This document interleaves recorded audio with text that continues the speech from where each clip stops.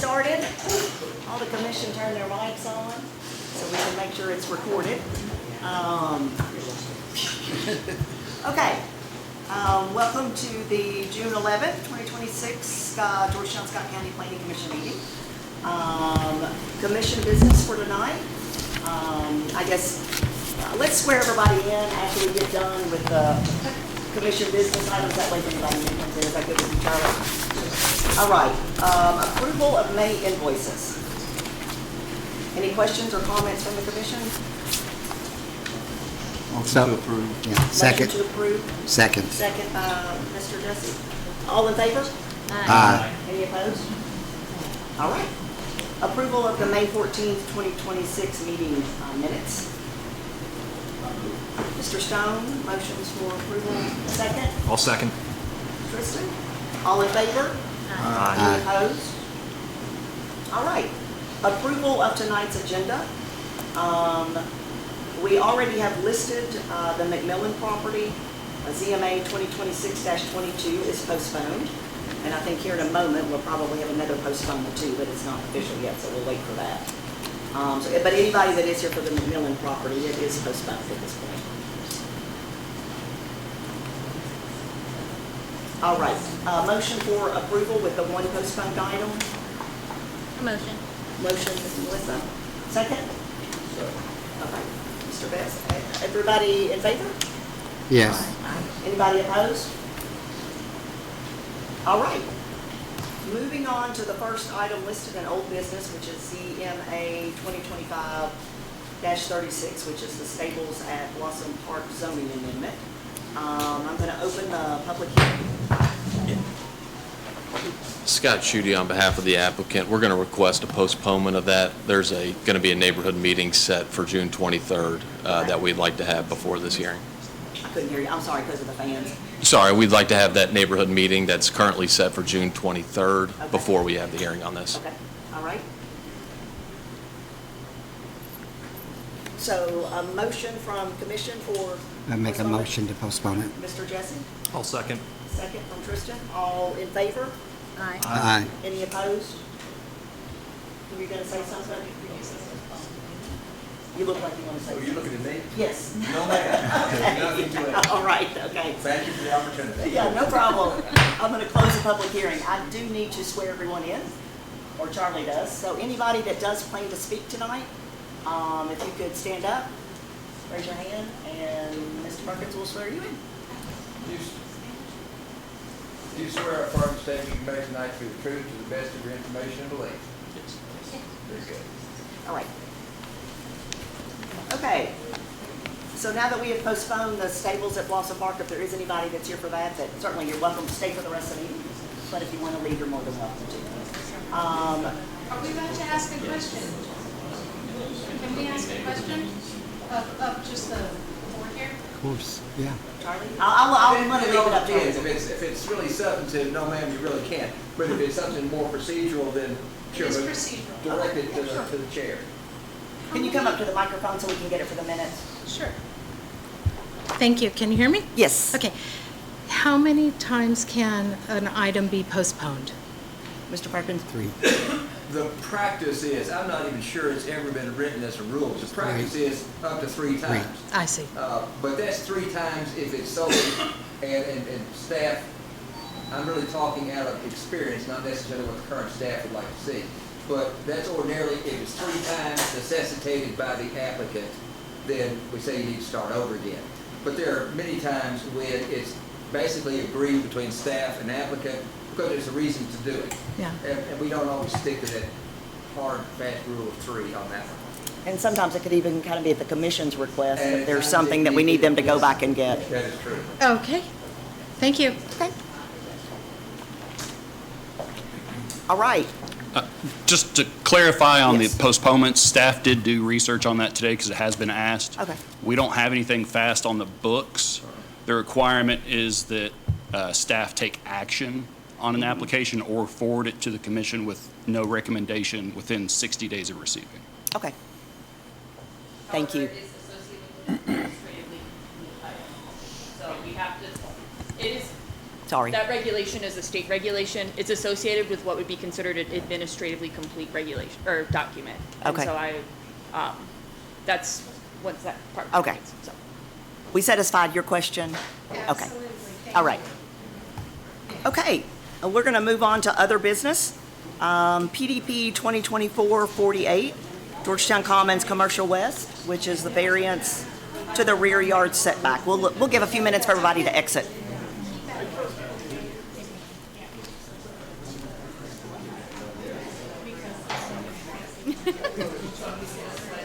I would say we'll shut the doors, but that'll probably make it even hotter. I should have kept my envelope instead of putting my stuff in the bag. No, it's okay. You got your papers in it. Thanks, David. Well, I have a fan like Tristan has down there, and I left it. I went to a wedding at the rooftop recently, and I left it. Do you know the lady that spoke? It's only so long. We decided to, since they were all here, we could have not postponed it. We want to give everybody the benefit. All right. We are going to move on then to the Georgetown Commons Commercial West PDP 2024-48. Hey, Doc, can you close that side door? Do you mind? I don't want to make it Mr. hotter in Perkins? here, but I also want to maintain the integrity of our recording as much as possible. I don't have the minutes to sign. Sorry. Okay, sorry, go ahead. Thank you. So this is a request for a dimensional variance for a previously approved preliminary development plan. It received approval in November of 2024. We've since kind of seen it a couple of times related to other items such as their master signage plan for the buildings as well as master signage for their multi-tenant sign, freestanding signs. And this is a request for a dimensional variance to the rear yard setback when adjoining a residential zone from 100 feet to 65 feet for a building addition. The applicant can kind of go into a little bit further of kind of what bears the fruit of this, but that is what we are going to be evaluating against at this point. The parcel as a whole is 27.91 acres with access on a new public street that will be titled Bryn Gardner Boulevard, and then new internal kind of private access roads. It is a B5 zone parcel, and staff's recommendation is denial. So this is the site here. This aerial imagery was taken, I believe, at the end of 25, beginning of 26. There has been site development on the site since this photo has been taken, so it looks a lot different.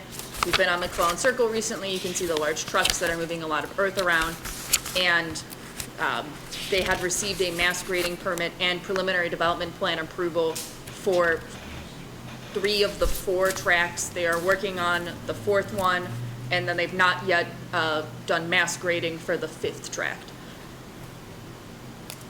This is just the site zoning. We are specifically looking at this boundary between these kind of orange colors here. So this R3 parcel here, this R2 P&D parcel here, and then this parcel identified in pink,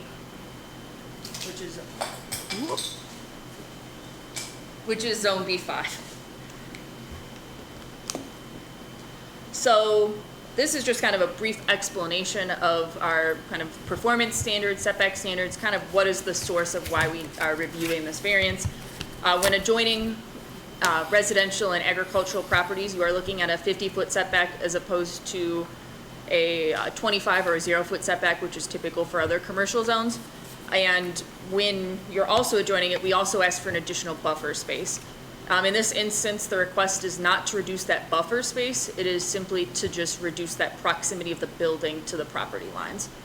Furthermore, when a commercial district adjoins the residential district, per our landscape and land use buffers ordinance, which articulates property perimeter boundary requirements, the buffer area shall be 15 feet. Again, the zone is going to preclude the width thing, so 25 feet still holds, hence why there's asterisks associated, with larger medium trees planted 10 feet on center, and a 6-foot tall hedge, double row hedge, or a 6-foot tall buffer, either a fence wall, earth mound, with an overall buffer of 50% in the winter and 70% in the summer at mature kind of fullest growth for those deciduous trees. And kind of to the right of the regulation is just their approved landscape plan excerpt, so you can kind of see how this all kind of interrelates with one another. The property line or the building, which is on kind of the center of the slide, is the kind of current reflecting, the current boundary reflecting that 100-foot buffer. When we're reviewing variances, we refer to KRS 100.243, which lists the findings found, or findings associated with it. I will allow for you guys to read this and just give a brief summary, which is that the board must find that granting a variance would not adversely impact public health, safety, welfare, nor alter character of the general vicinity, nor cause hazard or nuisance to public, and not allow an unreasonable circumvention. And then there are three kind of considerations that the board has to make, or findings associated with the request. That there's special circumstances, that strict application would deprive reasonable use of property or create hardship, and that circumstances are not the result of an applicant willful violation of the ordinance. This is the exhibit submitted by the applicant. I did spin everything so that north is on the top side. They are specifically looking for a variance for a portion of the property circled in red on the screen, where the building is proposed to have an additional amount of square footage associated with one of the outlot users that would encroach 35 feet into that setback. There are two kind of points, at least shown on this one, that being kind of here and here, where they are going to be into that setback area, and at that greatest point it will be 65 feet from the property line. The applicant submitted a letter to you guys, or to the board, for consideration, which I did provide in your guys' packet, essentially kind of addressing their piece-by-piece conditions as to and how they believe that it satisfies the statutory requirements for variance reviews. The applicant states that the property is a unique kind of triangular shape or pie shape, as they've so described it, which impacts developability, and the final elevation of the grading of the site does impact that, or at least that's what the applicant is stating. Staff believes that that is not the case, stating that the layout, grading, building location are all within the applicant's ability and capacity to amend, to correct, and therefore allow for their user to still have space while also meeting the variance, while also meeting the setback requirements, thus not necessitating a variance. Furthermore, in the packet, I do include kind of a distribution of site building square footages, just meant to indicate that the applicant has shifted around, which is well within their right, the square footages of the buildings. Again, it's something that is reserved for them to do that type of thing, and without a great increase or decrease in the areas, there's no additional kind of review component to it. Ultimately indicating that the applicant has kind of adjusted the lot areas or the building square footages as users have kind of come in, so they could, at least in staff's review, when writing the staff report, they could kind of amend and move things, kind of massage the site to allow for the lots and the tenant spaces to kind of meet the requirements for variances. Furthermore, kind of item 2, which is the consideration of hardship. The applicant states that it would be hard to, parent companies establish brand standards, and there's really the lack of that ability to kind of be flexible on those standards. They have minimums, they have maximums, etc. The applicant states that the development relies on retention of tenants and being able to provide high quality tenants in a space that would utilize it regularly, and kind of that's why they need that variance. Staff finds that or at least makes a conclusion that doesn't really satisfy that requirement, as it is a multi-tenant commercial operation that would not be inhibited by the denial of this application. They could still have multiple tenants, and they do have multiple tenants on the property, and as well as it just impacts the feasibility of one tenant to utilize one space. There's other outlot user space that can be negotiated with to try to maneuver everything around, thus allowing for the site to have this user and still meet the setback requirements. The final item is that the applicant states that they do not have any willful violations, which staff does agree with. Ultimately, here's kind of a comparison here. So the approved final development plan is on the top. that just indicates what they were, showing that they were able to satisfy, and then the bottom shows what they are requesting at this point. So you can see kind of the bump outs for this user, and those things necessitate that variance. Sorry, it's really hot in here. I put this jacket on to not You look should so take it off, sweaty. Lily. No, I'm very warm, and I don't want to sweat as much, so I just figured I'll just hide and overheat. This is a decision I made, and I'm kind of regretting You're it right now. regretting that decision, absolutely. Furthermore, this is kind of the exhibit submitted by the applicant. I did include that as kind of reference exhibits for you guys to understand what their approvals were and what their landscape layouts are. You can see that encroachment of the building on the bottom, and then their kind of general plan of everything. There would still be 65 feet of space between the building and the property line, and they do propose to meet the requirements for our buffering. So in the previous one, you see kind of a raise in the elevation, a lot of plantings, and then the drop down to the residential property. In this, there's an inverse, but they have the fence, they have the double row of evergreens, and they have deciduous trees. So that does meet the requirements for it, which is the 1 tree per 40 and the 6 foot tall buffer. Again, don't really want to light too hard into this one. I just wanted to use this to illustrate that they do meet the buffering requirements associated with the site, if this were ultimately approved per their at least provided exhibits. Okay, guess that was a blank page. Ultimately, staff makes kind of 3 findings, the first of which is just kind of dictating the circumstances that this is operating within. The second is the details of their variance request, again, seeking relief from section 4.454 of the zoning ordinance, and that they've provided letters associated, and that staff finds that the request does not meet statutory requirements, again, of special circumstances nor hardship associated, or excess hardship associated with a potential denial of the request, which is here. And ultimately, staff recommends denial of the application for a dimensional variance to the required 100-foot setback between residential and commercial properties. If the Planning Commission Board is so moved to approve the application, staff recommends the 3 conditions of approval. They're pretty typical 3. Listen to our rules, listen to everyone else's rules, and listen to the agreed upon rules that were made in November of 2024 associated with the property when they received preliminary development plan approval. And I'll just add one more thing to that. As discussed at workshop, it's not staff's job to talk about how square footage could or should be moved around on site. The buffering, as they've shown, does meet our standards. But if this question revolves around is an unreasonable circumvention of our requirements. With that in mind, we'd also like to recommend that if this is approved, to just condition one more, that an increased buffering along that edge, above and beyond what the minimum is, be implemented. That would be staff's one primary concern if this were to be approved.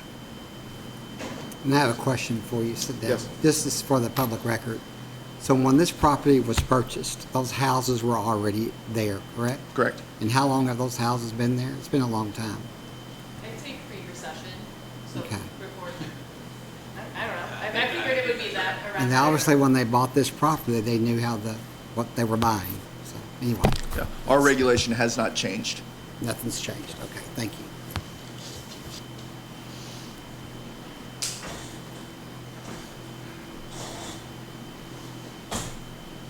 All right. Again, Scott Schutte on behalf of the applicant. Nobody enjoys standing up here and trying to disagree with staff on any of these items. They do a great job reviewing these plans and taking the time to think about it. I think one piece that hasn't really been discussed is kind of how you get to a point in the development when this comes about. And so for these big, large box developments like this that take quite a bit of time, this project's been looked at and been worked on for 7 years. As tenants come in, they have different needs. Every tenant has a different need, has a different requirement that their corporate offices require. And so when you get to this tenant, if we had a typical rectangular lot, this would be a non-issue. But because of that pie-shaped, which is unlike the other properties out there, it cuts into that corner of the building. And so we're not asking for the variance for the entirety of the property. It's those 2 tiny little corners of that single building. in the packets that I provided you all is our justification, a letter from Mr. Justin Phelps, as well as some plans here that kind of show what we're talking about. And so, like Mr. Jesse mentioned, those residential units that are on the other side of the other property are residential units, but they're rental homes. And so we believe that we are set back appropriately, and with the extra buffers, we'll add cover for that residential unit and those units to prevent any type of site issues into our site. As you can see, all of the buildings are in excess of 100 feet away from this proposed variance. The variance is just related to the property lines. And so we not only are proposing the 6-foot privacy fence, the 2 rows of pine trees, as well as larger trees in between there.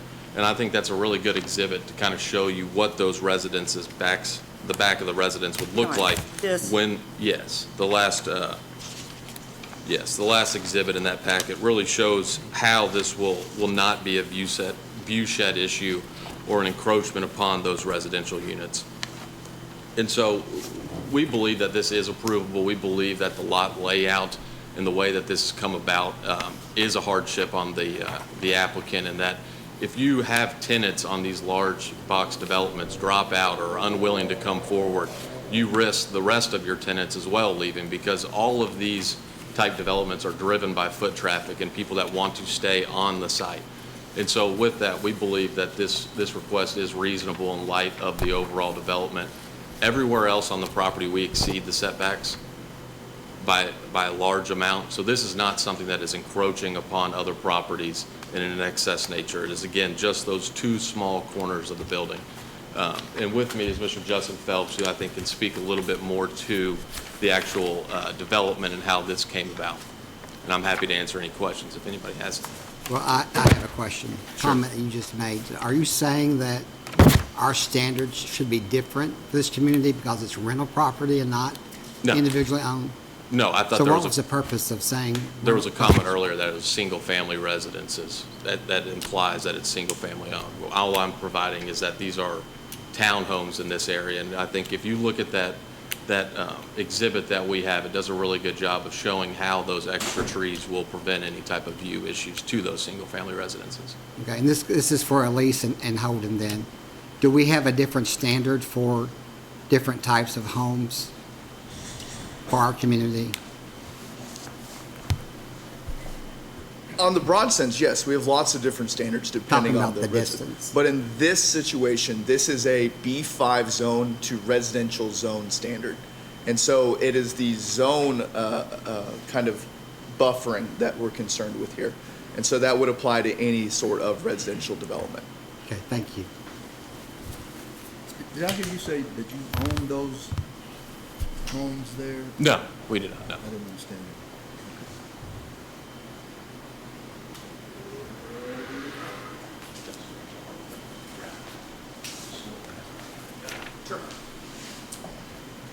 Good evening. My name is Justin Phelps. I'm one of the owners and developers of the Georgetown Commons LLC project here. As I've seen many of y'all over the years on this project, so appreciate your all's time. And sorry I'm late. I had it 6:30 on my calendar, and so I was actually on Georgetown Commons driving around and got a text from Mike. Heard the so- first item, you wouldn't have been out till that. So, sorry about that. But yeah, I just wanted to kind of talk a little bit. I know we talked in the workshop about these items, but you know, as this project has evolved, I mean, keep in mind we started this back in November of 2019, right before the COVID, and started with Joe Kane as the director of planning at that time. And you know, this is probably iteration, I don't know, probably 100 and something of the site plan since we began. A couple important points to kind of call out is this overall project on the retail side has actually shrunk from where we originally started on the square footage. Where the proposed big box on the other side is, that was over 200,000 square feet at one time. And so the overall square footage in aggregate has actually come down from where we started. You know, we didn't, the last thing I want to do is have all these conversations and take your all's time on really 2,000 square feet is what we're talking about of the encroachment area on a 100-acre project. If it was in a perfect world, we would have had everyone stay within their footprints, but what's happened since we started working with a lot of these retailers is their square footage and the requirements have changed over time. And as a result, we've had to work with them and force their hand as much as we could to stay within their minimum widths of the entire development. So as a result of doing that, we've had to keep them very tight and in the back, allowing enough maneuverability on the back with the 18-wheelers and everything for delivery and being able to navigate accordingly. There's a couple retailers that changed their dock requirements where they require 2 now. Originally it was just 1. And so we've tried to, work with the retailers. And as it was mentioned, these retailers are pretty fickle. When you deal with soft good retailers, they want to know that there's a certain critical mass of other soft good retailers. And it's not just, is there going to be enough foot traffic? They'll tie your hands to having enough square footage and enough users. And if you don't meet those minimum thresholds, then you can get yourself into trouble where they can have termination rights. And then it's a bit of a house of cards. So you could end up with a vacant center, half vacant, where it's economically not feasible to do. I'm going to touch also on the point that we brought on Monday is if this was a rectangular 100-acre property, we wouldn't be sitting here either. I do feel like it is a hardship because of the pie-shaped, and this was when we began this whole process, this is where they wanted to establish the retail buildings to be built. So we started that path back in 2019, and so it's not like we've moved it significantly. I can go back and show you every single iteration from when we began, and that was the path that we sitting down on a collaborative effort with the planning staff at that time, and we formed a site plan that generally will look like this for the most part. Like I said, it probably had a little bit more square footage because of the other side. Box retailer had 3 different uses at one time, and right now it's just 1. So those are kind of the challenges that we have as a result of this. And then, we took it from light industrial zoning down to the current zoning right now, where you could have done 7 stories, and you could have done manufacturing, and you could have done a whole list of other things that could have been in this classification. So now, if the argument is with the neighbors, would they rather have manufacturing, 7-story, adult entertainment, or would they rather be next to a Class A shopping center that they can enjoy restaurants and retail and all the things, which ends up being an overall mixed use. So, those are, really the high level of what I think are the most important points. And again, I'll reiterate, we're talking 2,000 square feet of area. We've otherwise double buffered it pretty much everywhere else. The areas it's really just the one area that gets you 65 feet from the property line. The other ones are much further, and so it's just a little nook of that building. And you can see the retailer has made concessions to limit the encroachment with the stair step of the building, which is not normal in retail because they like to have their configuration, but especially when you get a national retailer doing their prototypical plans. So those are really the high-level items that I have. I know that Mike Hill is here on our behalf of, on the engineering side, and we have, we are committed to make, a double buffer and do whatever to ensure that encroachment variance is where it's not at issue, and so do whatever we can if granted acceptance of it. Any questions from the commission to the applicant? Wake up. Any questions to applicant? Any questions from the audience? Yes. Can you come up to the microphone? State your name and address. And I didn't swear in. Oh, okay. Dan Holman, 503. Swear affirm. Yes. Sir. Yeah, just one question. What alternatives might there be? Like could you put what alternatives might the retailer be open to? Are there any creative things that could be done? This is we've gotten creative. That was my question. Yeah, and that's Just could you put a second story up there, some kind of loft or something? Unfortunately, with the way configured or the store layouts work. Justin? Yeah. Oh, Can that you, may be yeah, your step son. up to the microphone. Sorry. So we really did get creative with the whole stair step in the building right now. I mean, that is, I don't know that this particular retail, which is a national brand, has anything that stair steps like that. So they've made some significant, I mean, it's a publicly traded company that's made some significant, accommodations to kind of make it work. And I do want to address, I'm glad that, we really, I think we touched on this a little bit on the Monday, but, if you think of power centers, retail power centers kind of across the country, you never see a 12,500 square foot retailer go out on an out parcel and really kind of there because of height restrictions, because of, out parcels are for the service uses, the restaurants. Are there exceptions to that? Of course, there probably are, but there are the declarations that we have put in place too that have certain height restrictions. So the last thing, you'd want to do is have this big monster building, out in front of the other retailers, especially for when you think about maneuverability of access trucks and so forth. So, that's really wasn't an option here. And I should say too, 12,500 is the square footage. Their prototype is 15,000. The last deal we just did with them was 15,000. So this was another accommodation squeezing in, and it just shows that they're really interested and wanting to be, in the project and with, the rest of the retailers here. So. Yeah. But, Make sure I understand. I think there were some relevant points brought up, certainly tonight as you talk about the KRS 100.243. Additionally, the discussion we had on Monday night, from staff's perspective, you are very limited in your ability to do anything but deny it because it's not done as a PUD. Had it been done as a PUD, you would have more flexibility, correct? Yeah, as a PUD, there's a lot more flexibility. We just, as staff, don't have that for this one. Legally. And I'll reiterate, we don't think that this is a threat to health, life, or safety. And I'll go a step beyond that too. Mr. Phelps runs a very professional outfit. All along this process, as we've requested things, he's worked with us. The primary disagreement that we have with them from the KRS perspective is that we do not believe that this is that the parcel shape is a hardship that would not otherwise, somebody else would have. Their argument is that pie shape is a hardship unique to that parcel. The only other thing, and again, this I think is important to understand, is the B5 zone is the zone that has that 100-foot setback from residential. Our other commercial zones don't have that.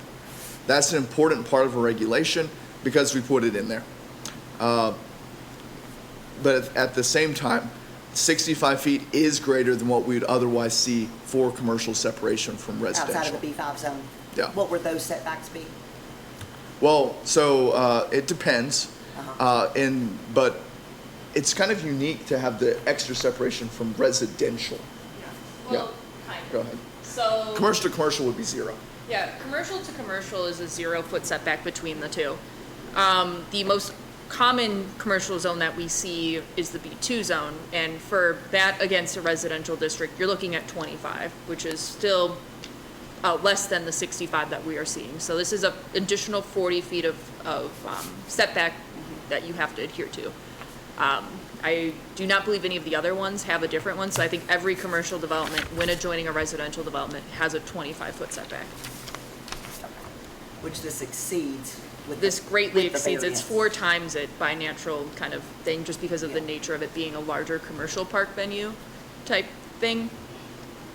So we're looking at more than what you would expect in a different zone, but less than what the zone standard would be. So it's just, what is that median point? But regardless, it still does not meet the zone standard that we have for The this. zone standard against residential is 100 feet, and by requesting 65 feet, that is not meeting that, hence why we are seeing it tonight. When I look at the KRS requirements, I think I would agree with Holden that it certainly will not adversely affect the public health, safety, or welfare. I also think while it doesn't necessarily meet the letter of the law, when I look at the setbacks from the units themselves that are on the other side versus the property line, right? This, as an example, this exhibit, again, that's not the letter of the law, the intent of the law in terms of buffering from residential, and I see 203, 189, 106, as well as the overall, I think, setback average of 171. Do I remember that correctly from the other night? Yes. So, I will say this as well. With the B5 zoning district, it's a 100 foot from the residential function. When you're talking about residential typical rear yards, you're looking at a 25 foot. So if you're thinking of the summation of the two, you're looking at 125 feet from building to building with the property line 25 feet from that residential structure. I'm not advocating for the applicant in this instance, but I am just simply stating the fact that by the nature of how this area is developed, they already have a larger setback, and then this would have a larger setback. And ultimately, I believe it does kind of math out to be near to 125 feet, which is, again, that kind of accepted separation between the two building types. And if we did approve it, from the discussion Monday night, part of the discussion was if we chose to approve it, we could add an additional, perhaps, Holden, I think, brought this up, condition of approval related to, even though there's a lot of buffer here already with vegetation and landscape that's naturally grown up or planted at some point, we could add a requirement for an additional evergreen type of barrier, but that would be up next to the vegetation that's already there. Correct? I think that was our discussion Monday. Yeah, you could add additional evergreen trees. You could require that 6-foot berm to be built through there. You can approach it from a lot of different ways. And again, going back to the idea that health, life, and safety comes first from us. Right. And then we're trying to mitigate those impacts. I'm not going to presume the action of the board, but if it is passed, staff would ask that we try to increase that buffer so that, again, we just minimize that potential. I want to touch on one other thing. The applicant has kind of demonstrated that it's just 2,000 square feet that is what we're talking about here. The rest of it either meets or exceeds that 100-foot setback. In certain communities, that would be called setback averaging or buffer averaging, where you give more in one area to take more in the other. We don't have that ability to do that from staff's that's just not a thing we have. And so while I appreciate, again, them kind of demonstrating the site, layout, it's just not something that we can, from staff's perspective, give them credit for. You could if it was a PUD. If it's PUD, yeah, we could do that. And the applicant's willing to agree to additional plantings and landscaping in that area as well. Is there any berm plan now? I don't know, not right now. It doesn't look like it from No, this. but we're happy to put additional large trees in that area. Okay. All right, other questions from the commission? Comment? For the staff or for the applicant? Ready for a recommendation for a vote then? Yeah, you can make a motion. Okay. I make a motion based on staff's recommendation to deny this change for PDP-2024-48 for denial. Is there I a will second that motion.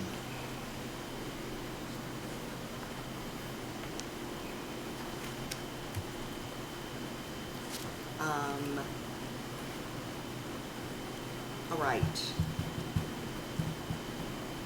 Mr. Stone? No. No, meaning his denial was actually approval of their recommendation, which means your no is against the motion, right? Let me make sure everybody's clear. I believe, yes. Yes, okay. Is that what you were intending? No? Yeah, you support the variance? Okay. It gets confusing when it's a denial. All right, Mr. Garrett? Support the variance, like Mr. Stone. Ms. Adair? Mr. Jesse? No. Yes is what you want Yeah. to think. Yeah, I mean, Right. yes. Yes is what, This is Yes. confusing. I mean, assuming you want to vote with your, That's correct. okay. Okay, Mr. Best, Yes. Mr. Black, Yes. and the chair votes no, so the variance passes however we want to put that. No. The motion. The motion failed. Okay, so now if someone wants to make a motion to, let me mark this one with, this was to approve the denial. Okay.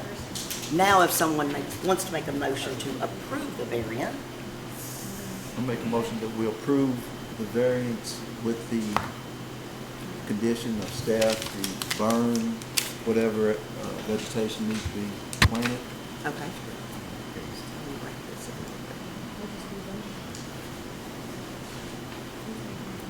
So Mr. Garrett has made a motion Did he vote for it? to approve the variance requested with the additional condition of approval for additional evergreen plantings along that perimeter. Is that specific enough? Mr. Perkins? If that's the only addition to the Is there any screening other you're talking addition about, you then wanna yes, that's sufficient. That's all I need to make. Okay. Is Any that comments from staff quantifiable? on any? How many trees are we gonna add in addition? Does that include a berm? Or Well, I just think we saying can that you add the want more berm if trees? we want to. That's, we can It's talk not my about. motion, but I think we should. I wanna I add added that? the berm in there. Okay, the berm and the additional evergreen. Okay. We clear on that? We're clear, maybe one suggestion. Ordinarily, we would have a particular number and distance for those trees.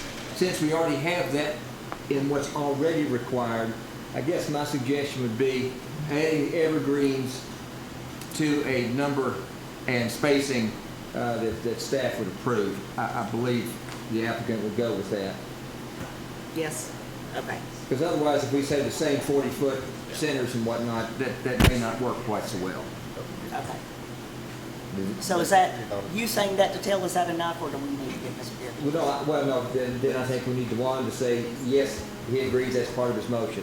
Yes, I agree, it's part of my motion. Okay. Excellent. Is there a second? Okay, I'll second. All right. Now the no is for denial of the variance. Okay, Mr. Black. No. Not Ms. Campbell's not here. Mr. Jessup. No. Mr. Best. No. Mr. Stone. No. Yep, I said yes while ago, didn't I? Or no, yes what? The How's opposite. this changed? So now what you're, if you say yes now, you're voting for approval of the variance. Now we're saying approve the variance with these additional landscape buffers and berm. So this yes would be, I'm not telling you how to vote. Yeah, no, but Yes would be the opposite of what you did last time. Yes is what I Okay, want. all right. It gets confusing because of the denial. Mr. Garrett. Yes. Mr. Green is not here. Ms. Adair? Yes. Okay, and the chair votes yes. All right, the applicant wants to come up and sign. I wrote on the top of these just because it is so confusing. Can you put which one was first and which one was second? Yes. Thank you. Katie will thank you for it.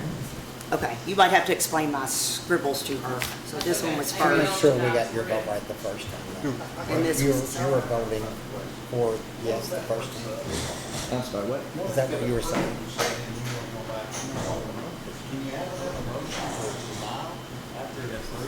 No, that's just approved.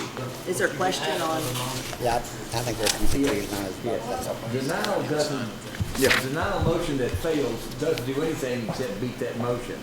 So the floor is still open. Now. Okay? Now. I am adding, I think. are you clear? I don't want you to feel uncomfortable about your vote. Are you clear? Okay. Clear as mud. Evergreen. I just want to make sure. Yeah, first Yeah, that. it's confusing because yes on the first one was no to the variance. A yes on the second one was a yes to the motion. which was a yes to the variance with the additional condition. So that's what your intent Yeah, was? that's good. To vote yes on the variance? Okay, with the additional condition, okay. I don't want you to feel uncomfortable about your vote if we need to undo something. Okay. All right. Let me get to my agenda. This is your copy. Somewhere in all this mess. You must be important tonight, Mr. Garrett. Moving on now to item B of other business, which is the approval of the audit for FY 24-25. Did everyone receive a copy of the audit? Did we, Would anybody like to make any comments on the audit? did we receive it? Did you? Well, we'd like to postpone that till next I'm month. like, oh, I don't remember receiving one, but that doesn't Not in mean I here. didn't. Okay, yeah, let's Okay. postpone that till next month. Okay, postpone that. Digital permit review. Okay. As you are aware, we're considering a couple different options. The option that we would We don't need to prefer, make a motion to postpone that, do we, and vote on it? No. We can- Okay, all right. the option that we had preferred, GovWell, and further conversations after we had the workshop on Monday, they're willing to give us a one-year contract. Is that They're- the expensive one or the cheap one? That's the better one. Okay. Yeah. Which would mean that we no longer need to go out for bid. So with your blessing, formal or informal, I'd like to sign that contract this week, and we can begin moving forward on digital permitting. Given the threshold, we don't need to have a formal vote, do we? Nope. Unless somebody feels uncomfortable with it? Could I just get a brief? Oh, yeah. overview starting Absolutely. next Monday? Yeah. So for several years now, we've been considering moving to digital permit review. I've had several conversations with a couple different providers. Really, it came down to two. There was kind of a budget model that really lacked a lot of the ability to customize the experience. And then there was a kind of a higher shelf model. But with a 2-year contract, it'd be more than what I'm administratively allowed to approve. And further conversations, they're willing to accept a 1-year contract, which is below their minimum typically, but that puts it inside my administrative purview, and I think it'd be a good option to move forward with. And so if we can, unless somebody doesn't feel comfortable, my intent is to sign that contract for 1 year and implement digital plan review and permit application for our office, which I think would be a great way to start our next fiscal year. And that is using the other version that we talked Yeah, about. yeah. The That's broader GovWell, version yes, is going to yeah. help you long-term. Yeah, So given, what's the spending that? this- 20,000. That's your threshold, or that's what this requires? That's the threshold. Okay, well- This was 17,500. Okay. So I don't think we have to have a formal approval, do we, other than just general consensus that we support the direction? Just want to make sure, though, you're going with the one that's the bigger version. Yes. Long-term is going to Yep. meet your needs. And what That's the would- way to go. This is going to expedite the permitting process, making it an easier user interface for folks, ideally. Yeah, that is the intent. Right now, everything's paper, and so this will help digitize the permit on the front end, and it should make it easier for people to submit as well. We'll always have the option of taking that paper permit, though, and that's something that we clarified early on in the conversation. Cool. And I think it's I'm sorry, go ahead. I was going to say, is this industry standard at this point? Are we sort of behind the ball on this? We're trying to get with the times? Or I like the way we do it. I'm going to like this way better. loud and clear? A lot of communities have moved to the digital, I believe, and should, from a longevity and even space standpoint, right? It should help us We're still probably gonna have this meeting. record, In the office. you'll have to have hard copies for record retention? or- Yeah, we usually keep them for record purposes, but this is just a nice option to collect everything, have a secure platform for paying for things. And searching will be a little easier, too. Any other questions or comments from the commission on it? Maybe that extra 3,000 you could give to Joe Pack Covington for some air conditioning. Yeah, it sounds like a good idea. Thank you all. Okay, thanks. Any other items for discussion? I've got a question for Mr. Holden. Yes, sir. On your take on the stamping ground deal, Yeah. the meeting, How was that? can you inform everybody here of what's going on, where it stands, and what's happening? Yeah, so at this point, the better part of a year ago, we began having conversations with the city of Stamping Ground officials who were concerned that their existing zoning didn't reflect the community's needs or where they want to go.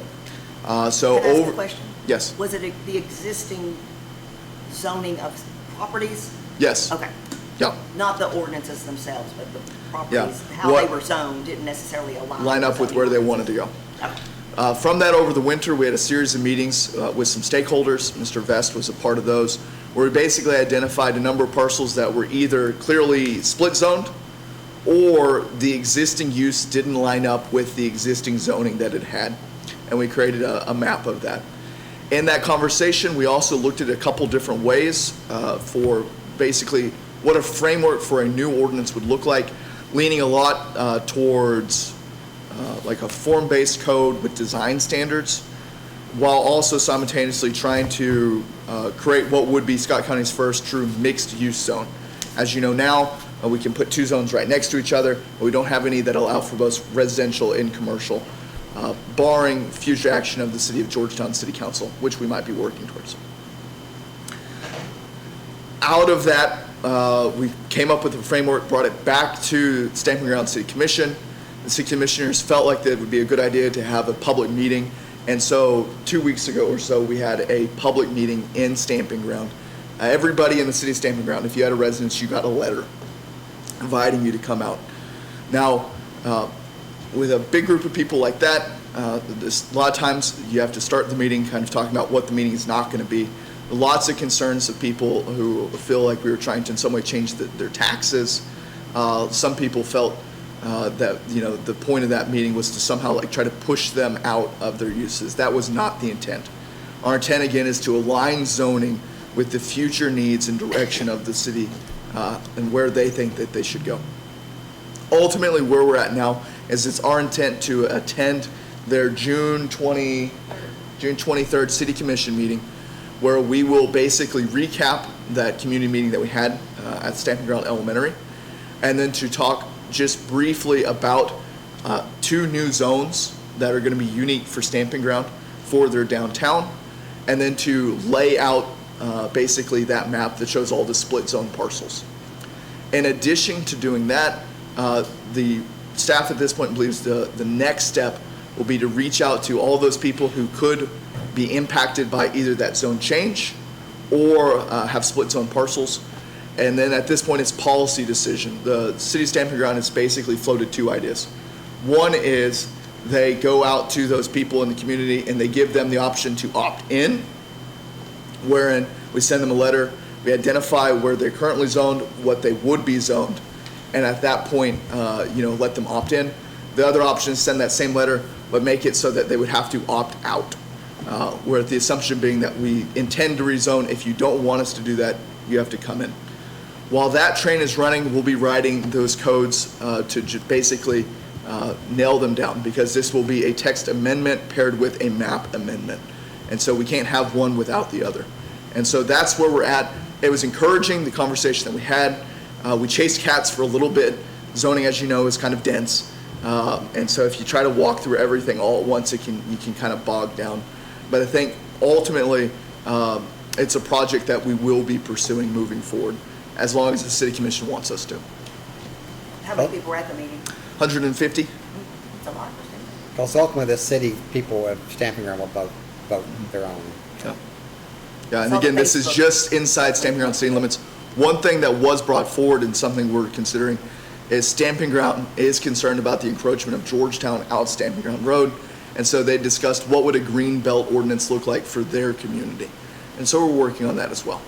And I guess that would include discussions with people that are in those outlying properties.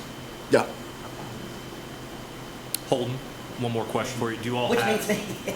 do you have any additional plans for continued public input in this process, or is it just going to move to the city commission and go from there? Is the public going to have another opportunity to comment? Yes, there will be several more opportunities. We anticipate at least one more large-scale public meeting like we've just discussed, likely after we have written the text for a draft text amendment.